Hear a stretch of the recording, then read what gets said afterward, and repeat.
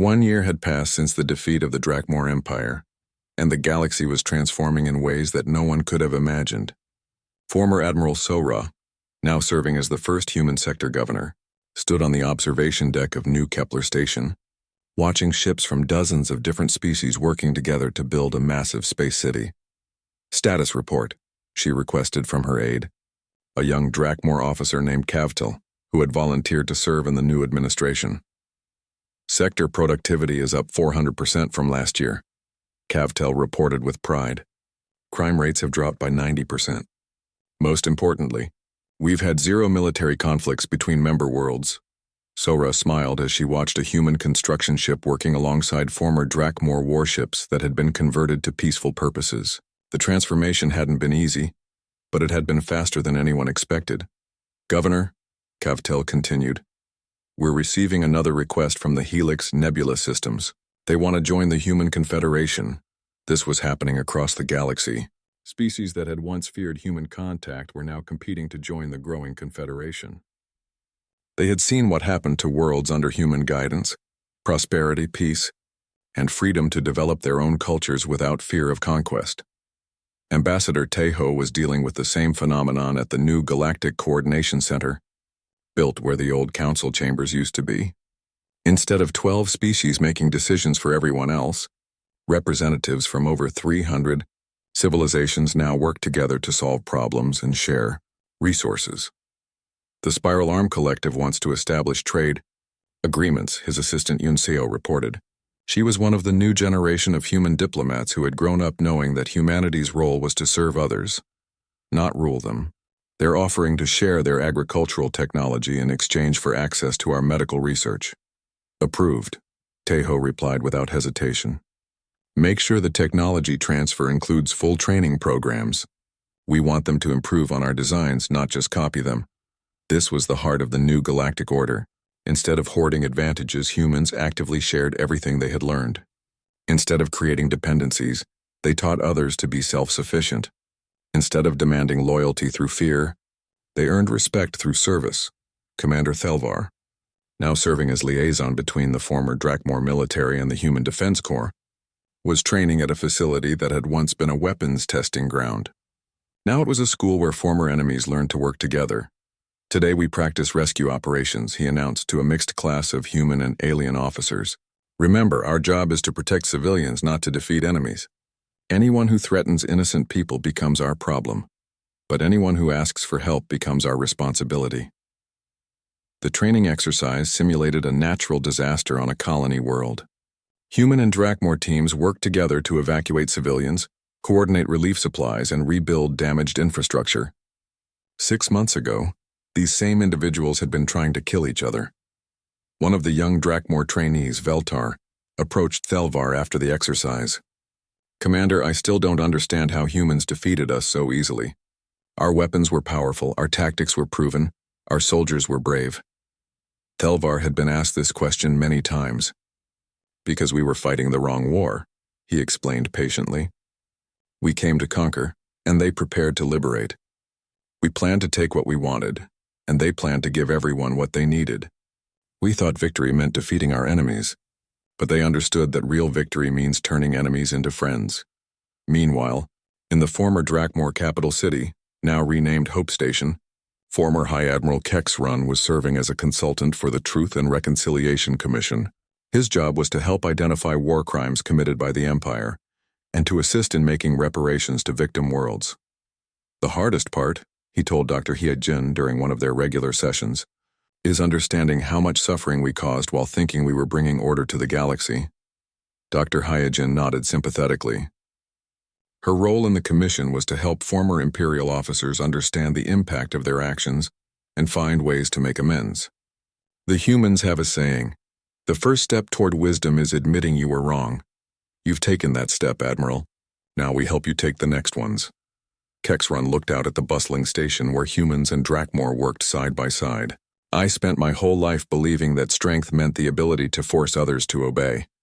These humans have shown me that real strength means giving others the power to choose their own path." Council Prime Zethlock was experiencing his own transformation. The old Galactic Council had been dissolved and replaced with the Coordination Assembly, where decisions were made through cooperation rather than majority rule. His new role was as the Assembly's ethics advisor. The humans have presented another proposal, he announced to the weekly ethics review.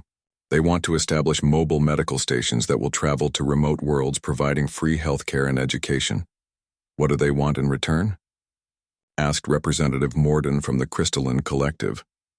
Nothing, Seth Locke replied, still amazed by human generosity even after a year of experience. They say that healthy, educated populations make better neighbors and trading partners. The investment pays for itself through increased galactic stability. Elder Nixara, despite her advanced age, had taken on the role of historian for the new galactic government. Her job was to preserve the lessons learned during the transition and to ensure that future generations understood how peace had been achieved. The humans succeeded. Where others failed, she dictated to her recording device, because they understood a simple truth. You cannot build lasting peace through conquest. You can only build it through service. But not every part of the galaxy had embraced the new order.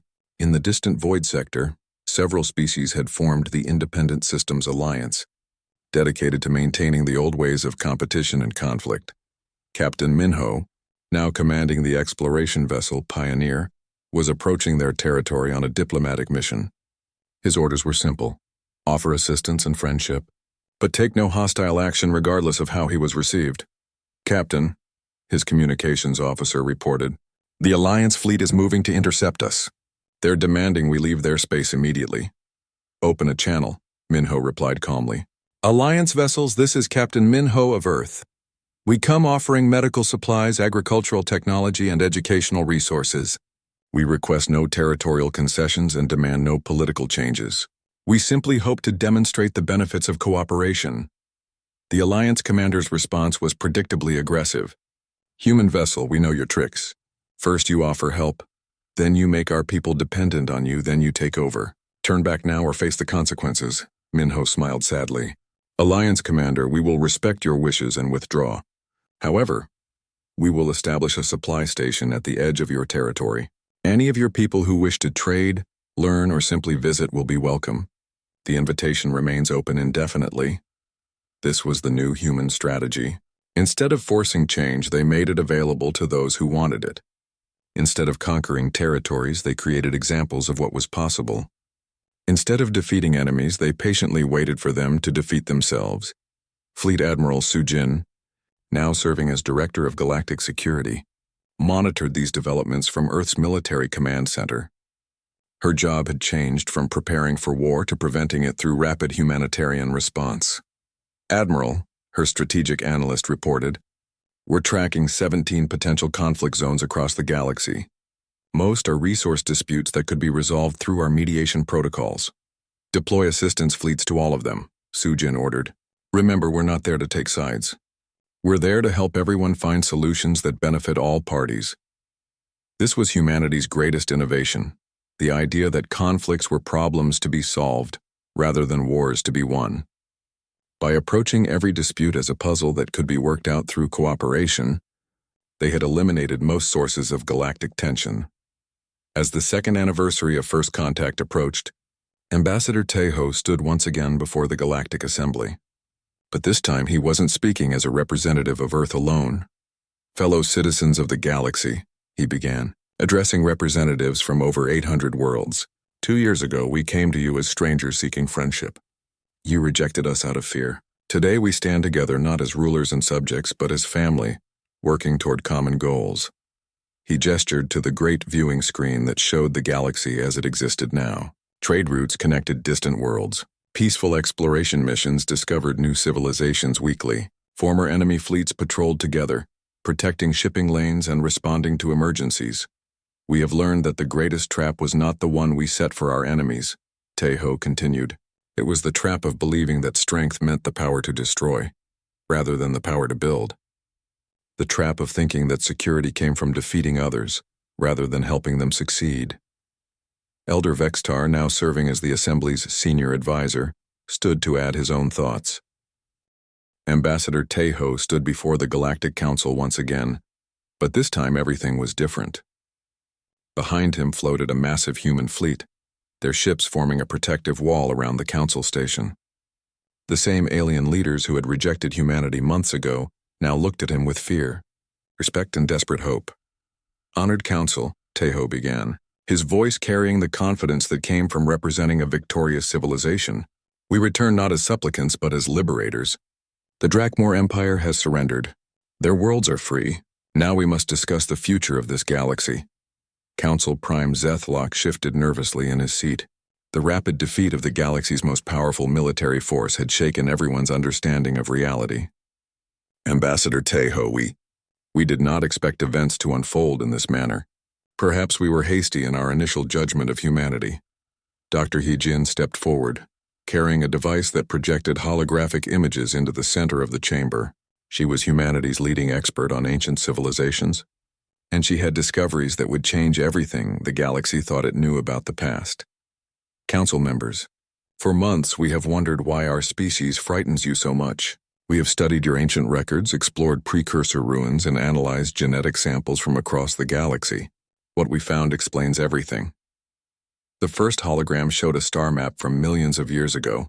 The galaxy looked completely different, younger, wilder, with civilizations scattered across thousands of worlds. "This is your galaxy 4 million years ago," Dr. He-Jin explained. "At that time, the most advanced civilization was known as the Architects. They built the great structures that still exist today, developed technologies that seem like magic, and ruled wisely over hundreds of species." Elder Vextar leaned forward, his ancient eyes focused on the display. "Yes, we remember some stories of the Architects. They vanished during the Great Silence." "They didn't vanish," Dr. He-Jin said quietly. "They evolved, and we have proof." The hologram changed to show archaeological sites on dozens of different worlds. Each site showed the same thing: architect cities that had been carefully modified and adapted over thousands of years. Every major world in this galaxy shows signs of continuous habitation since the architect period. But the construction techniques changed gradually, becoming more efficient, more elegant, more human. Council Prime. Zethlock's voice was barely a whisper. "What are you saying?" Dalsu, a human philosopher and military strategist, joined the presentation. His job was to help the aliens understand what this meant for their future. "We're saying that humans are the descendants of the Architects," Dalsu explained. "But more than that, we're saying that every species in this galaxy carries genetic markers that trace back to human colonization missions from millions of years ago." The chamber erupted in shocked voices and panicked discussions. The idea that all galactic civilization descended from ancient human expansion was almost too big to understand. Dr. He-Jin activated another hologram, this one showing genetic analysis from hundreds of different species. "Look at the patterns. Every intelligent species in this galaxy shares certain genetic sequences. The odds of this happening naturally are essentially zero. These genes were introduced deliberately through careful mixing of human DNA with local species." Elder Nixara, who had been brought to the council as humanity's guest, spoke up from her place of honor. "This explains the old stories my people preserved. We always wondered why our creation myth spoke of star teachers, who came from the same world as the great hunters. We thought they were different species." "They were the same species at different stages of evolution," Dalsu replied. "Ancient humans spread across the galaxy not as conquerors but as gardeners. They helped local life forms develop intelligence, guided their early civilizations, and then stepped back to let them grow on their own." Ambassador Tejo took over the presentation. "The quarantine around Earth wasn't meant to protect the galaxy from dangerous humans. It was meant to give humanity time to evolve beyond its early aggressive phase. Our ancestors knew that we needed to mature as a species before we could resume our role as galactic guardians." The implications were staggering. High Admiral Kexrun, who had been brought to the council as a prisoner, spoke from his detention area. "If this is true," he said slowly, "then the Drakmor Empire was attacking its own ancestors. We were trying to conquer the people who created us." "Not created," Dr. He-Jin corrected gently. "Guided, enhanced. Your species developed its own culture, its own achievements, its own identity. The human influence was just a starting point." Commander Thelvar, who had become fascinated by human culture during his captivity, asked the question that everyone was thinking. "But if humans are our ancestors, why did we develop so differently? Why did we become warriors while you became—" "Whatever you are now." Dalsu smiled sadly. Because we left you free to choose your own paths. Some species, like Elder Vextar's people, chose wisdom and peace. Others, like the Drakmor, chose strength and conquest. Still others chose trade or art or exploration. That diversity was exactly what we hoped to achieve. But the warnings, Elder Vextar interrupted, the records that told us to fear humans, to never approach Earth, were left by humans themselves, Tejo replied. Our ancestors knew that eventually, some of their descendant species would become aggressive enough to threaten Earth. The warnings were meant to protect both sides until humanity was ready to resume its guardianship role. Dr. Heejin brought up one final hologram, this one showing Earth's solar system as it appeared to ancient sensors. The trap that everyone feared wasn't military. It was evolutionary. Any species that encountered mature humans would be forced to examine their own values, their own choices, their own potential for growth. Council Prime Zethlock was struggling to process everything he had learned. So the Great Silence, when the architects disappeared, was when ancient humanity realized they needed to evolve beyond their role as galactic rulers. Dalsu explained. They withdrew to Earth, dismantled their empire, and spent millions of years learning to be something better than conquerors. The silence wasn't death, it was transformation. The chamber was quiet as the alien leaders tried to understand what this meant for their future. Finally, Elder Vextar spoke for all of them. If humans are truly our ancestors, and if you have evolved beyond the need for conquest, then what do you want from us now? Ambassador Tejo's answer was simple but profound. We want you to become the best versions of yourselves. We want to help you build a galaxy where every species can thrive, where conflicts are resolved through wisdom instead of war, where the strong protect the weak instead of exploiting them. Commander Thelvar raised his hand hesitantly. And if we refuse? If some species choose to remain as they are? Then they remain as they are, Tejo replied. But they don't get to hurt others anymore. The age of galactic empires built on conquest and oppression is over. From now on, civilizations will rise or fall based on how well they treat their own people and their neighbors. High Admiral Kexrun, listening from his detention cell, finally understood what had happened to his mighty empire. You didn't defeat us with superior weapons or tactics. You defeated us with superior values. You showed our own people a better way to live. Dr. Heejin nodded. That's the real trap, Admiral. Once people see what they could become, they don't want to go back to what they were. Council Prime Zethalock looked around at his fellow council members, seeing fear, hope, and amazement in their faces. What you're proposing, it would change everything. Every government, every military, every way of life we've known. Yes, Ambassador Tejo agreed. Change is never easy, but the alternative is to remain trapped in cycles of war, oppression, and fear. We're offering you a chance to break free from that trap and build something worthy of your potential. Elder Nyx Ara stood up slowly, her ancient body shaking with emotion. My people have waited 4 million years for the return of the Star Teachers. We pledge ourselves to this new path. One by one, other council members began to voice their agreement. Not all of them. Some species would need more time to accept the new reality, but enough voices spoke in favor that the future direction was clear.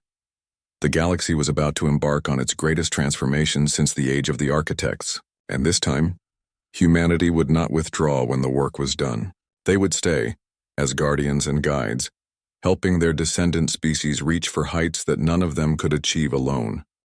Fleet Admiral Sujin stood on the bridge of Earth's flagship, Indomitable, as it emerged from its hiding place behind the moon. For 20 years, this massive ship had been disguised as a mining station. Now it revealed itself as the most powerful warship the galaxy had ever seen. All ships, this is Admiral Sujin, she broadcast to the human fleet. The defense of our solar system is complete. Now we begin the liberation of the galaxy. Around her, hundreds of human vessels uncloaked themselves. Each ship had been hidden throughout the solar system, waiting for this moment. But these weren't just defenders anymore. They were hunters, and their prey was the entire Drakmor Empire. High Admiral Kexrun watched in terror as ship after ship appeared on his sensors. He had brought 300 vessels to conquer Earth. The humans had revealed over 1,000 ships, and all of them were more advanced than anything in his fleet. This is impossible, he whispered. How could they build so many ships without anyone knowing? Commander Thelvar was studying the tactical displays with growing amazement. "Admiral, look at the design patterns. These ships, they're not just human technology. They're incorporating design elements from every major civilization in the galaxy." It was true. The human ships showed influences from dozens of different species. Quillan energy shields, Vraxi weapon systems, Zephyrian engines, and technologies from races that had been extinct for centuries. Somehow, the humans had studied and improved upon the best that galactic civilization had to offer. Captain Wu Jin commanded the Indomitable's sister ship, the Relentless. His mission was to capture Drakmor military installations throughout their territory. As the human fleet prepared to leave the solar system, he addressed his crew. "Remember, our goal is not destruction," Wu Jin announced. "We're here to liberate the peoples under Drakmor oppression. Every world we free becomes a potential ally. Every enemy soldier who surrenders becomes a friend who can help us build a better galaxy." The human fleet moved out in perfect formation. But as they left Earth's solar system, something amazing happened. Ships began appearing from other star systems. Human ships that had been hidden across the galaxy for years. Minister Hyunwoo smiled as he watched the fleet reports from his command bunker. "Phase 4 is now active. Admiral Sujin, you now have operational command of over 3,000 vessels positioned throughout Drakmor space."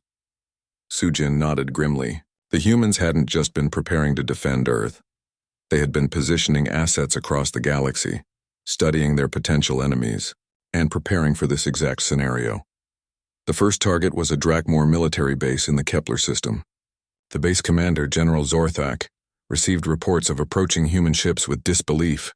5 vessels? That's their entire attack force? He laughed at his tactical officers. "Our base has 50 ships and planetary defense systems. This will be over in minutes." But when the human ships arrived, they didn't attack the base directly. Instead, they broadcast a message to every Drakmor soldier and civilian in the system.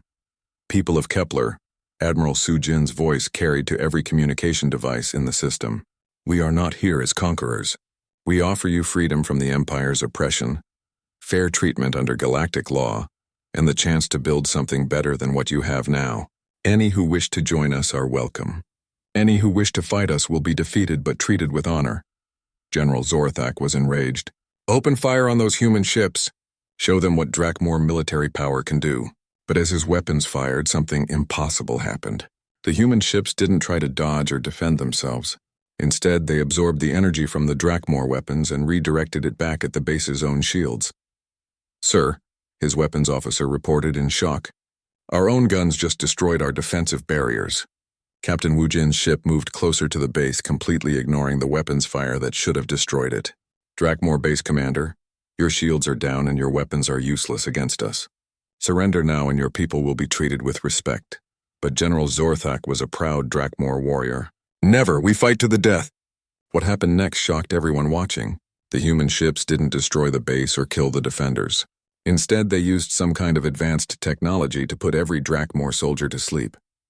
Within minutes, the entire base was unconscious but unharmed. When the defenders woke up, they found themselves in comfortable quarters aboard human ships. They were fed well, given medical treatment, and allowed to communicate with their families. Many of them had never been treated so kindly by their own officers. Young Drakmor soldier Kavtel spoke with his human guards through a translator. "Why didn't you kill us? In war, prisoners are usually executed or enslaved." The human guard, a woman named Hyasun, smiled gently. "Because we're not at war with you personally. We're fighting against a system that oppresses people. You're victims of that system, just like the planets your empire conquered." This scene repeated itself across Drakmor territory. Human fleets appeared at military bases, industrial centers, and government facilities. Each time they offered the same choice: surrender and join a better future, or be defeated and then offered the same chance anyway.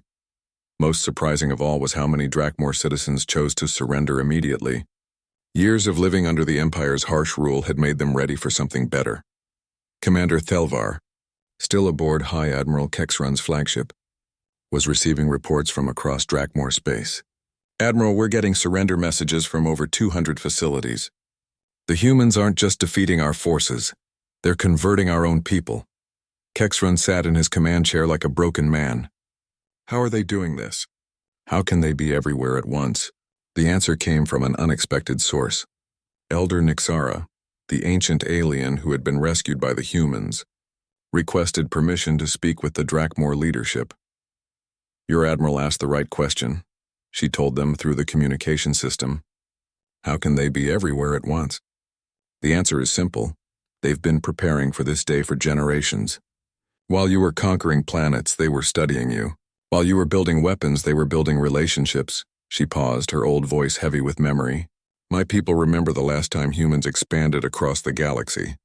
They didn't just conquer worlds. They made every world they touched better than it was before.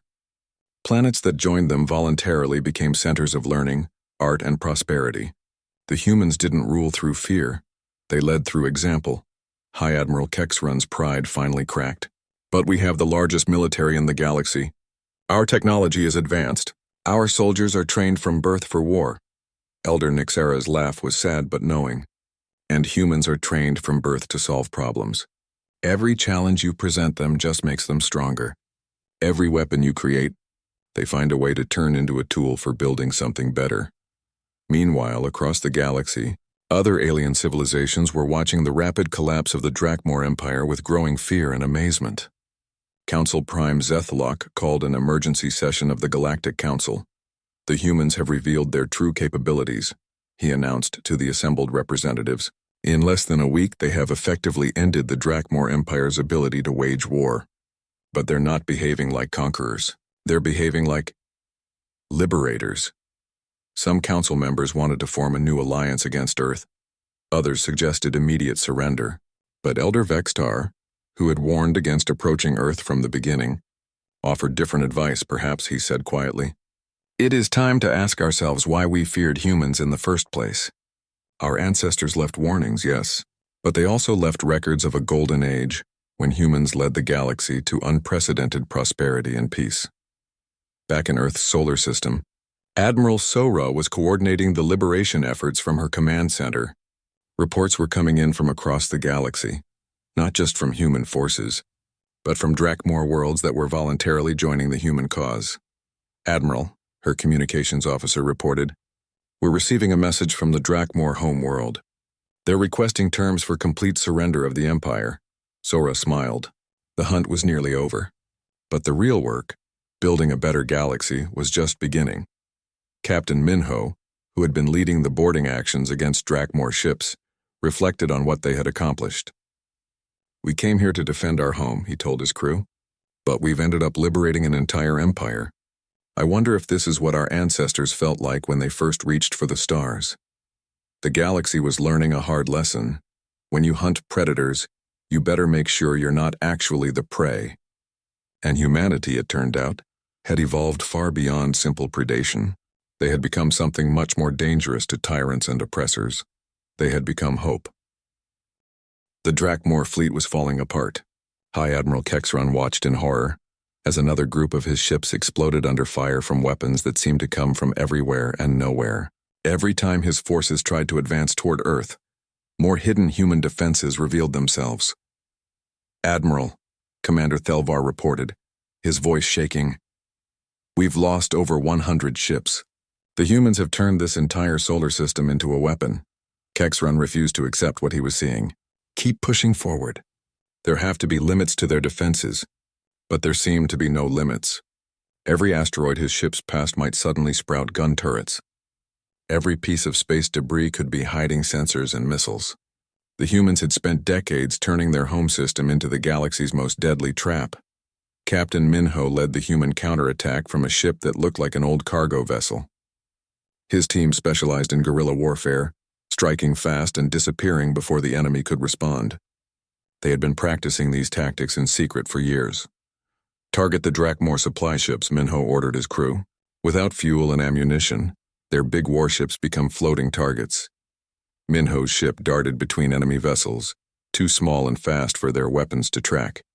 Human fighters that looked like mining equipment suddenly revealed hidden missile pods. The Drakmor fleet found themselves under attack from directions they never expected. Meanwhile, on a research station hidden inside Saturn's rings, Dr. Yunji was preparing humanity's most advanced weapons. Her laboratory looked innocent from the outside, Just another scientific facility studying the gas giant's atmosphere. Inside, she had been developing technology that the galaxy thought impossible. Dr. Yunji, her assistant, called out, "Admiral Sora wants to know if the new gravitational weapons are ready." Yunji smiled as she looked at her latest creation.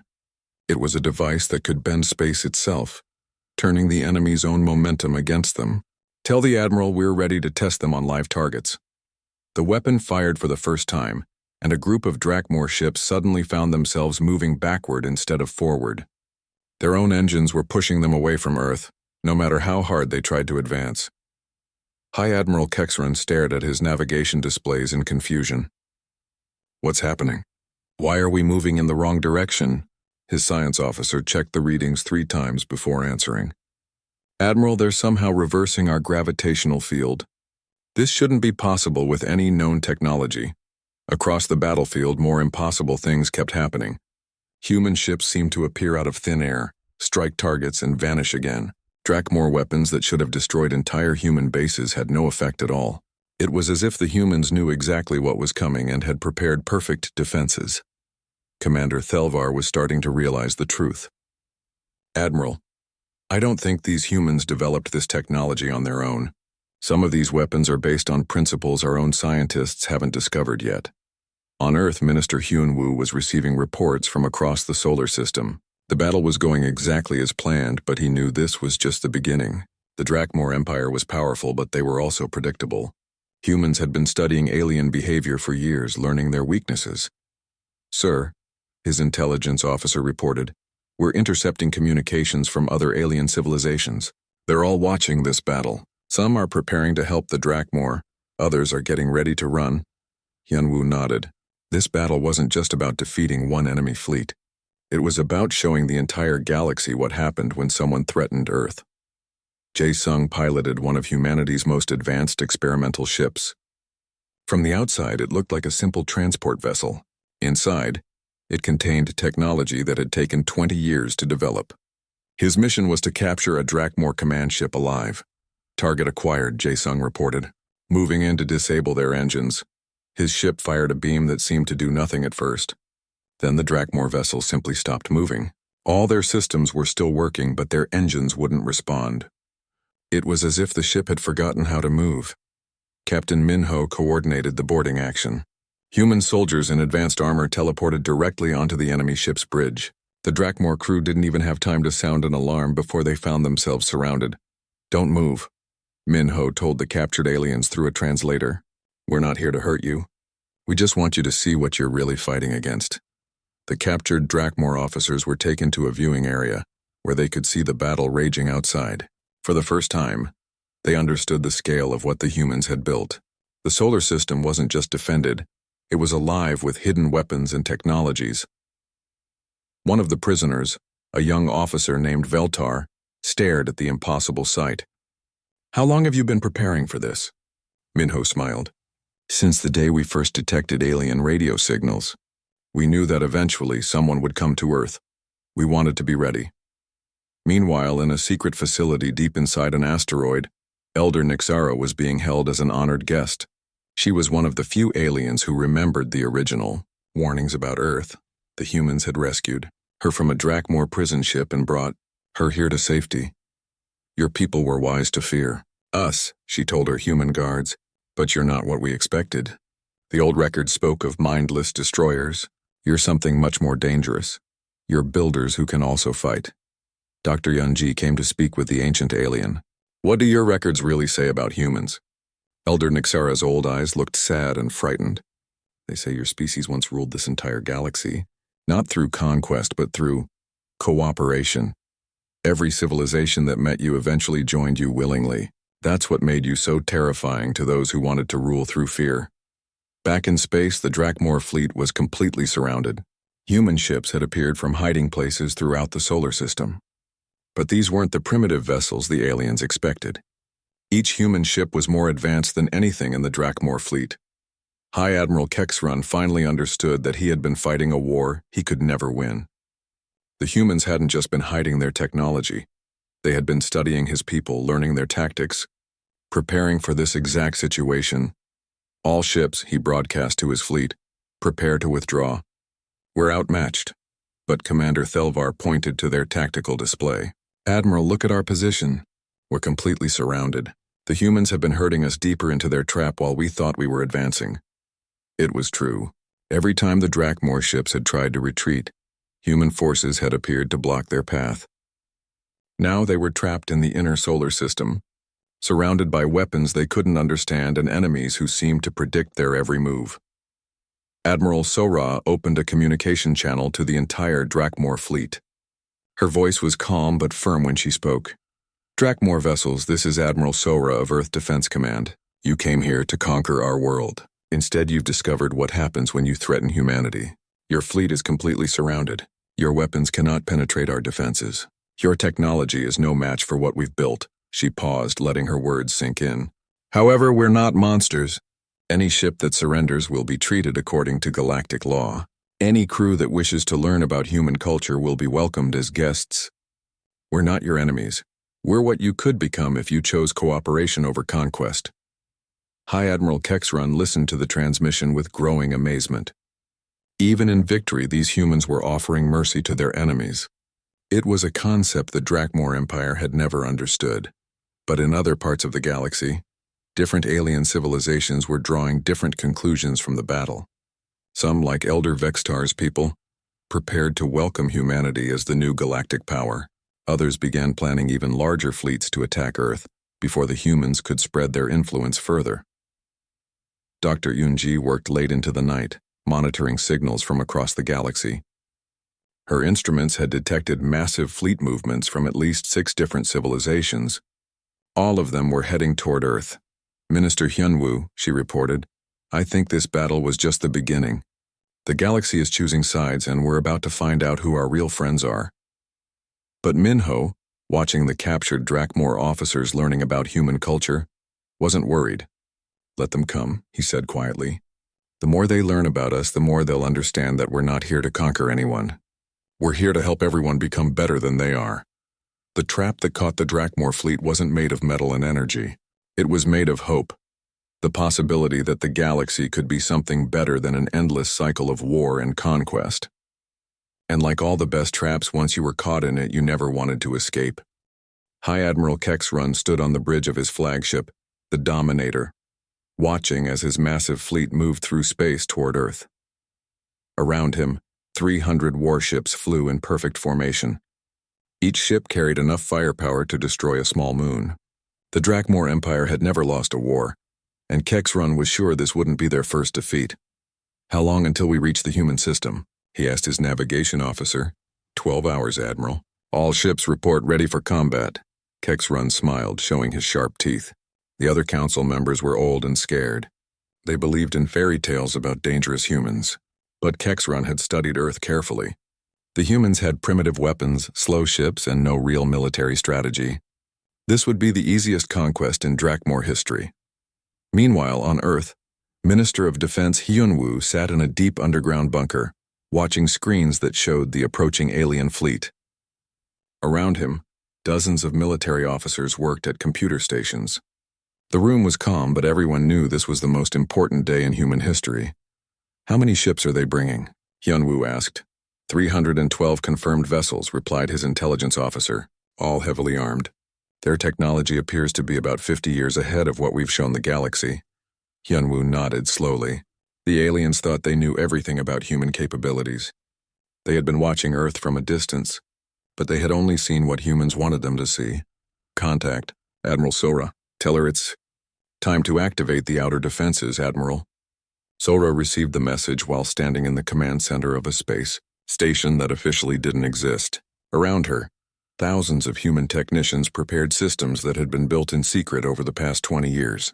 These stations looked like old, abandoned mining platforms from the outside. Inside, they contained weapons that could crack planets. All outer stations, this is Admiral Sora.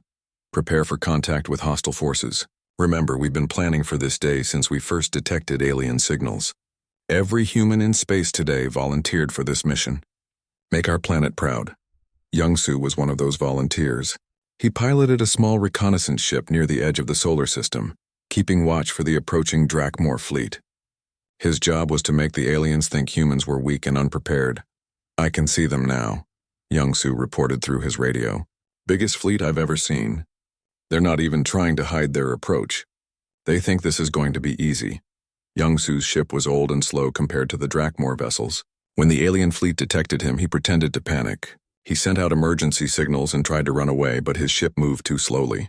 Within minutes, the Drakmor ships surrounded him. High Admiral Kexrun watched the capture with satisfaction. "Bring that human ship aboard.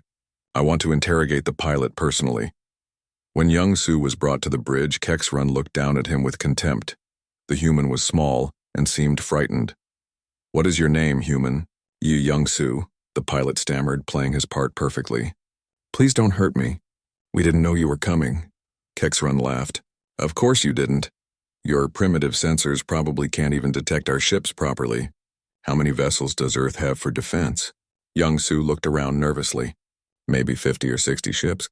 Most of them are just cargo vessels. We don't really have a military fleet." Perfect, Kexrun thought. This would be even easier than he had imagined. He ordered Young-Soo to be taken to a prison cell, then continued leading his fleet toward Earth. But as the Drakmor ships moved deeper into the solar system, they began to encounter things that didn't match their intelligence reports. Old space stations that should have been empty suddenly powered up. Ancient mining platforms revealed hidden weapon systems. Asteroids that looked natural turned out to be camouflaged military bases. Commander Thelvar, Kexrun's second-in-command, looked at the sensor readings with growing concern. "Admiral, we're detecting massive energy signatures throughout this system. These humans have been hiding their true capabilities." Kexrun refused to believe it. "Impossible. Our scouts have been watching this system for years. Those are probably just old mining lasers they're trying to use as weapons." The first attack came from an apparently dead space station near Jupiter. What looked like scrap metal suddenly unfolded into a massive weapons platform. Beams of energy that could cut through the strongest Drakmor armor struck 3 ships simultaneously. "Shields at 40%, reported the weapons officer. "Admiral, that station just took out the Crusher with a single shot." Kexrun stared at the tactical display in shock. The Crusher had been one of their most powerful ships. How could humans have weapons that strong? "All ships return fire. Destroy that station." The Drakmor fleet unleashed everything they had at the human station. Missiles, energy beams, and plasma cannons all struck the target. When the smoke cleared, the station was still there, protected by shields that seemed impossible. Admiral Sora watched the battle from her hidden command center. "Phase 1 complete. The aliens now know we're not as weak as we pretended to be. Begin Phase 2. Across the solar system, dozens of other hidden stations came online. Each one had been disguised as something harmless. An old satellite, a research platform, a communications relay. Now they revealed their true purpose as Earth's secret defense network. Young-Soo, still pretending to be a prisoner on the Drakmor flagship, quietly activated a small device hidden in his uniform. Suddenly, every screen on the enemy ship began displaying the same message. "Welcome to Earth's solar system. You have 10 minutes to surrender or withdraw. This is your only warning." High Admiral Kexrun's face turned dark with rage. "How did they hack our systems?" "That's impossible." Commander Thelvar checked the security reports. "Sir, the human prisoner has disappeared. He's nowhere on the ship." At that same moment, Young-Soo was climbing into a small escape pod that had been hidden inside his captured ship. Humans had been planning for this day for decades. Every detail had been thought through. As Young-Soo's pod raced back toward the human defensive line, more Drakmor ships came under attack. The humans weren't just defending. They were using tactics the aliens had never seen before. Human ships appeared from behind asteroids, struck quickly, and vanished again. The solar system itself seemed to be fighting against the invaders. Minister Hyun-woo received updates on the battle from his underground bunker. Everything was going according to plan. The aliens had expected to face a few dozen primitive ships. Instead, they had found a carefully prepared battlefield where every rock and piece of space debris could become a weapon. "Sir," his communications officer reported, "we're receiving surrender requests from 17 Drakmor vessels. They want to withdraw from the system." "Denied," Hyun-woo replied calmly. "They came here to conquer Earth. Now they need to learn what happens when you threaten humanity." Back on the Drakmor flagship, High Admiral Kexrun was starting to understand that he had made a terrible mistake. His fleet was taking heavy casualties, and they hadn't even reached Earth yet. The humans had turned their entire solar system into a trap. Commander Thelvar approached him carefully. "Admiral, perhaps we should consider the old warnings. Maybe the council members were right to fear these humans." Kexrun's pride wouldn't let him admit defeat. "We are the Drakmor Empire. We don't retreat from primitives. All ships continue the advance. We'll show these humans what real military power looks like." But as his fleet pushed deeper toward Earth, more hidden defenses revealed themselves. Ancient-looking satellites suddenly deployed massive weapon arrays. Space stations that looked abandoned came alive with defensive systems. Even the planet's moon seemed to be bristling with hidden guns. Admiral Sora smiled as she watched the alien fleet struggle against Earth's defenses.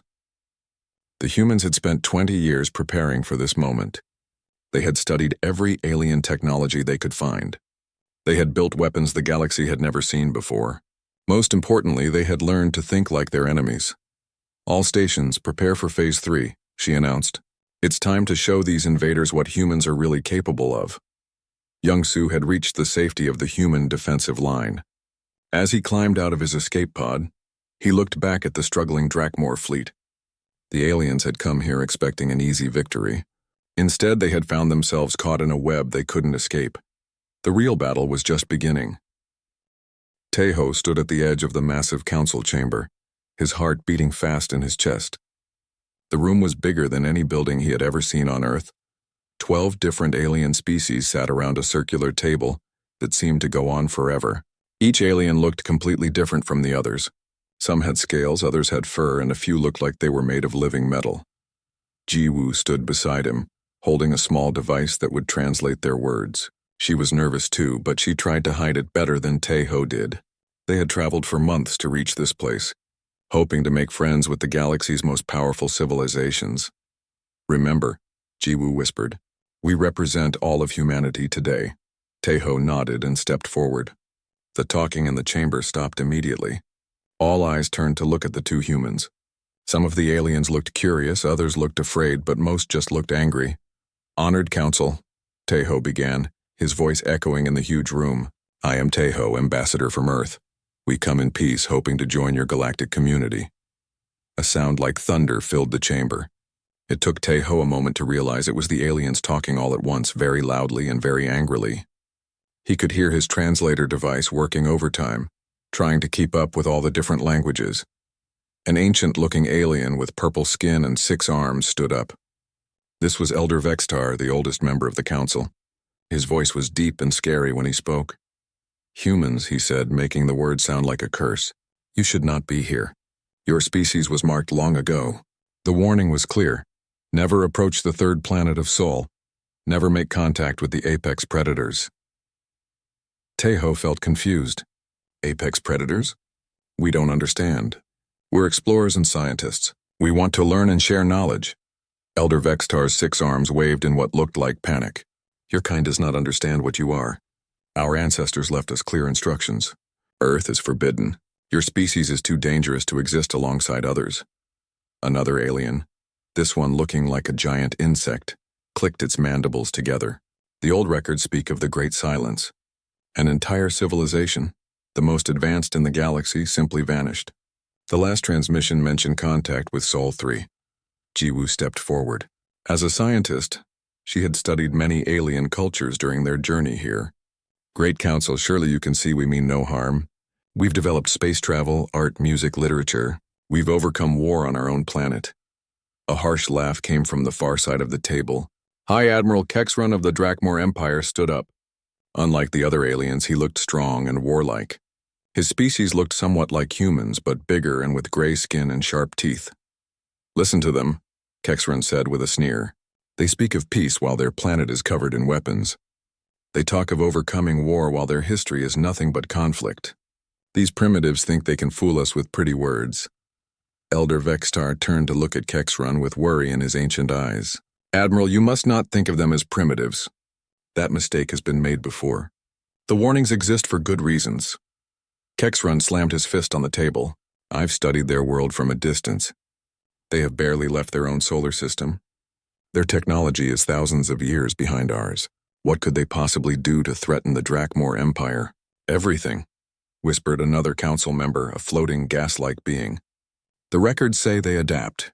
They learn. They take what is not theirs and make it better. Tejo looked around the room, feeling more confused by the minute. We don't understand any of this. What records? What warnings? We've never met any of you before today. Elder Vextar's voice became even more serious. That is what makes your kind so dangerous. You don't even know what you are.